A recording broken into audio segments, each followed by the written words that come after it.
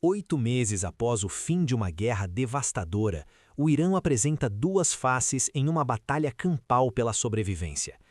De um lado, imagens de satélite mostram escavadeiras enterrando vivos os sonhos de uma inspeção internacional. Toneladas de terras selam as entradas de túneis nucleares em Isfahan, enquanto novas centrífugas são levadas para o coração de montanhas de granito. Do outro lado, as ruas do Irã sangram. Em janeiro e fevereiro de 2026, a resposta do regime a uma onda de protestos foi um massacre que chocou o mundo. Mais de 30.000 cidadãos mortos em uma operação de limpeza interna para esmagar qualquer sopro de resistência. Esta é a imagem de um país em uma encruzilhada histórica. A estratégia de Israel mudou. Nos últimos 2 anos, ela deixou de lado a guerra de sombras contra proxies e passou a atacar o coração do inimigo. O resultado foi a Guerra dos 12 Dias, em junho de 2025, que abriu os céus do Irã e destruiu uma parte massiva de seu poderio militar. Mas a guerra não acabou com o regime. Pelo contrário, diante da destruição, Teherã adotou uma doutrina de reconstrução diferencial. Enquanto estende a mão para a diplomacia, o regime corre em 3 frentes. Primeiro, enterrar e fortificar seu programa nuclear nas profundezas da Terra. Segundo, reabastecer seu arsenal de mísseis com uma tábua de salvação vinda da China. E terceiro, esmagar brutalmente a oposição interna para sobreviver. O Irã foi danificado, mas não derrotado. Neste vídeo, vamos analisar como a República Islâmica está se reerguendo das cinzas e o que isso significa para o futuro do Oriente Médio. Para entender o que o Irã está reconstruindo agora, precisamos voltar a junho de 2025. A Operação Rising Lion, a Guerra dos 12 Dias, foi um ponto de virada. Pela primeira vez, Israel conseguiu transformar sua estratégia de contenção em ação direta. Ao neutralizar as defesas aéreas na Síria e eliminar a ameaça de segundo escalão do Hezbollah no Líbano, a Força Aérea Israelense abriu um caminho absoluto nos céus iranianos. Eles ganharam liberdade de ação para atingir o coração do inimigo. E os danos foram profundos. O programa de mísseis balísticos, espinha dorsal da dissuasão iraniana, foi devastado. Antes da guerra, o Irã possuía cerca de 2.500 mísseis. Ao final do conflito, esse número caiu para algo entre 1.000 e 1.200. Isso significa que entre 1/3 e metade de todo o arsenal foi destruído. Mais crítico ainda foi a perda de lançadores. Cerca de 2/3 dos lançadores móveis foram caçados e destruídos, restando apenas cerca de 100 unidades operacionais de um total de 480. Mas o golpe mais técnico e talvez mais duradouro veio de um ataque meses antes, em outubro de 2024. Atingindo profundamente a cadeia de suprimentos iraniana, Israel destruiu entre 12 e 20 misturadores planetários. Esses equipamentos são essenciais para produzir o combustível sólido de mísseis avançados como o Sedil, o Kheibar-Shekan e o Fatah. Sem essas máquinas, a produção desses mísseis de ponta, que são de preparo rápido e difícil detecção, foi paralisada.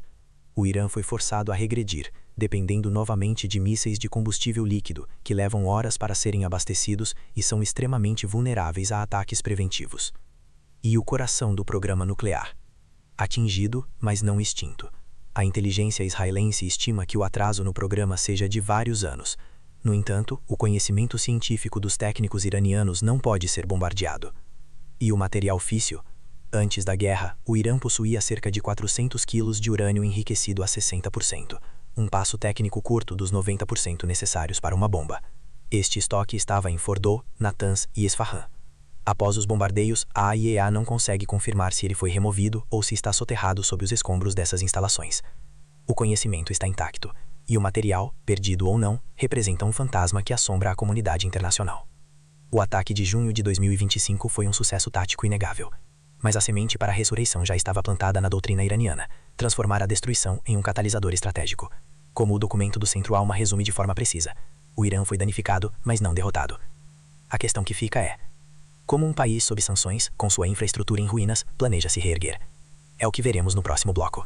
A resposta do Irã à destruição não foi a rendição, mas sim uma corrida obsessiva para tornar o que sobrou imune a um próximo ataque. Esta ressurreição acontece em 3 frentes simultâneas. a fortaleza nuclear subterrânea, a corrida por mísseis com ajuda chinesa e a expansão de um novo tipo de terrorismo. Vamos começar por Isfahan. Imagens de satélite de fevereiro de 2026, analisadas pelo Instituto para a Ciência e Segurança Internacional, mostram uma operação logística monumental. Caminhões basculantes trabalham sem parar para despejar montanhas de terra sobre as entradas dos túneis do complexo nuclear. A entrada do meio e a entrada mais ao sul foram completamente seladas. Mas a entrada norte permanece aberta.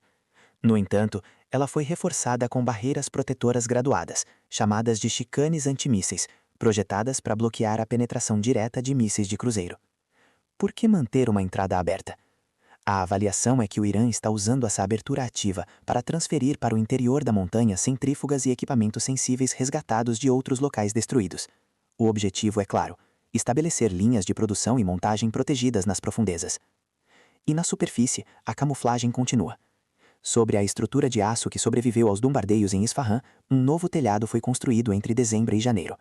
A arquitetura é idêntica à da antiga instalação de produção de centrífugas em Karaj. O objetivo aqui é duplo: esconder a produção de rotores e foles dos satélites e, ao mesmo tempo, proteger a atividade das intempéries e de olhares curiosos. Mas o projeto mais ambicioso fica ao sul de Natanz. Este é o complexo da Montanha da Picareta, conhecido como Ku e Kolang Gazla.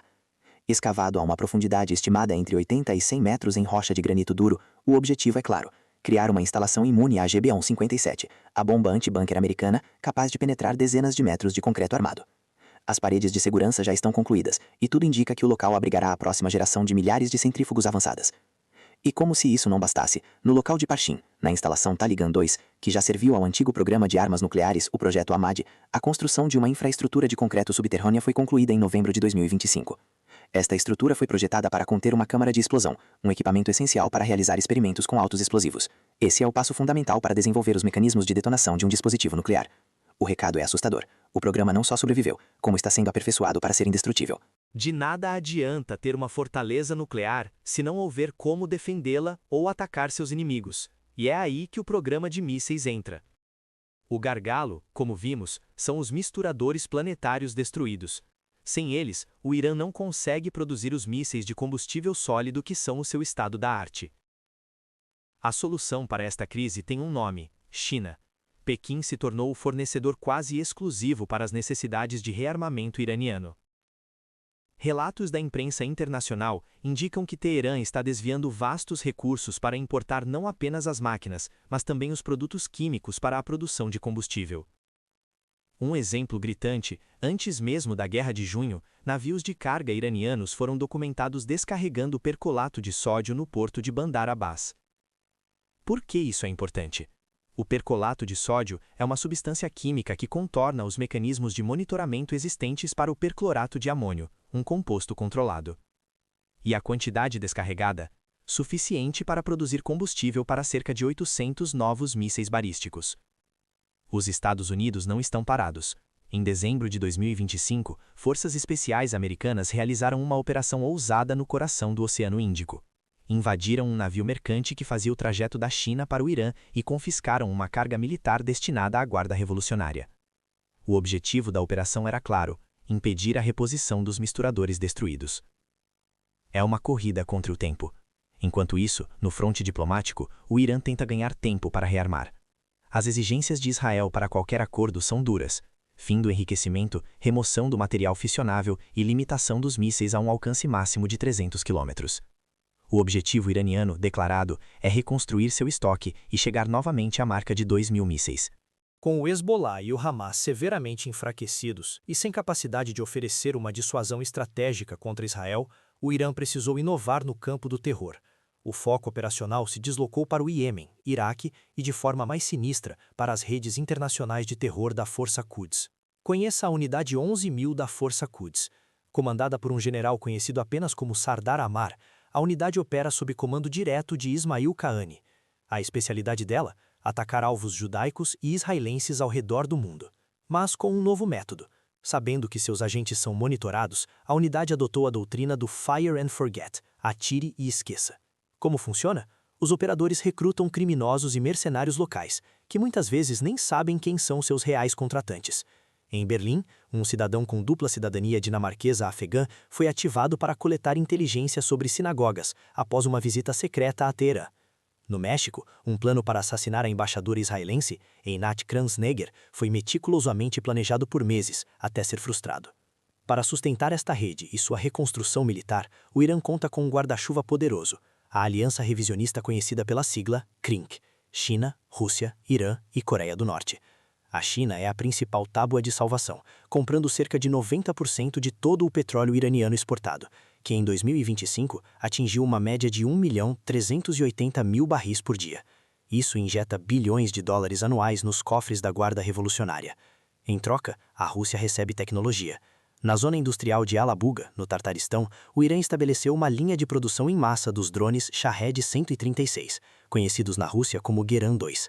A capacidade de produção é de cerca de 10.000 unidades por ano. Até agora, mais de 38.000 desses drones foram lançados contra a Ucrânia.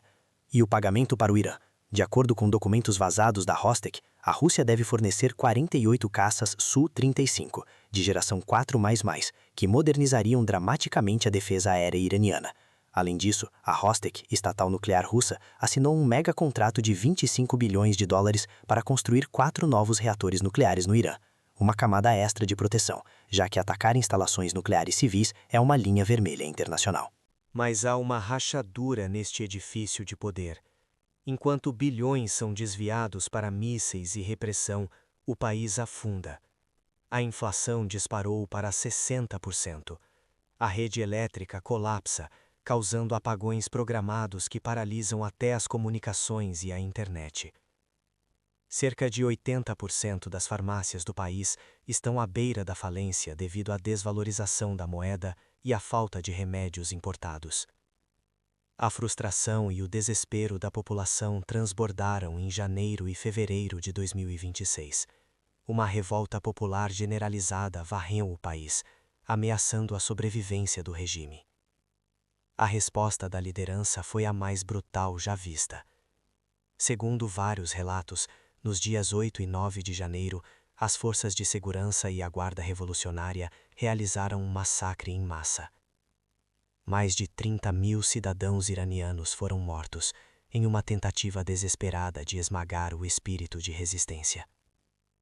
Este número é o retrato mais cruel de um regime que, para sobreviver, está disposto a destruir sua própria nação. Estamos em meados de fevereiro de 2026. Enquanto o Irã enterra seu programa nuclear e sangra seu povo, o tabuleiro geopolítico está em ebulição. Enviados do presidente Trump, Steve Witkoff e Jared Kushner, conduzem contatos em Omã e Genebra, tentando alcançar um entendimento com o regime. Mas as posições são diametralmente opostas. O Irã exige isolar as negociações à questão nuclear. O objetivo é claro: obter alívio de sanções, injetar divisas no país e adiar a renovação das sanções da ONU, enquanto, nos bastidores, corre para reconstruir seu poderio militar. Israel, por sua vez, endurece o tom. Suas 4 exigências são um ultimato: desmantelar a capacidade de enriquecimento e remover o material, limitar os mísseis a 300 km, cessar o apoio a proxies e parar a repressão brutal ao povo iraniano. O documento do Centro Alma coloca uma questão no ar. Há uma janela de oportunidade histórica que pode se fechar rapidamente. No entanto, um alerta importante é feito: não há precedente de um regime teocrático como o Irã ser derrubado apenas por poder aéreo ou naval. Sem uma força organizada no terreno, a tarefa é hercúlea. Enquanto isso, a pressão militar aumenta. Os Estados Unidos posicionaram o porta-aviões Abraham Lincoln e estão enviando o Gerald Ford para a região, posicionando a frota para um ataque generalizado caso o presidente americano ordene uma ação diante do colapso dos contatos diplomáticos. Diante de todo esse cenário, a pergunta que fica para o espectador é qual será o próximo movimento de Teherã. O regime vai tentar comprar tempo mais uma vez, assinando um novo acordo provisório como fez no passado, para aliviar sanções e continuar seu programa nas sombras, ou vai apostar todas as fichas na sua capacidade de sobrevivência, acreditando que pode resistir a um ataque americano, suportar as baixas e declarar uma vitória divina pela sua resiliência? O futuro do Oriente Médio e talvez a segurança global depende da resposta a essa pergunta. O Irã de 2026 é um inimigo ferido, mas que se enterra para renascer mais forte. A questão é se o mundo permitirá que essa ressurreição se complete.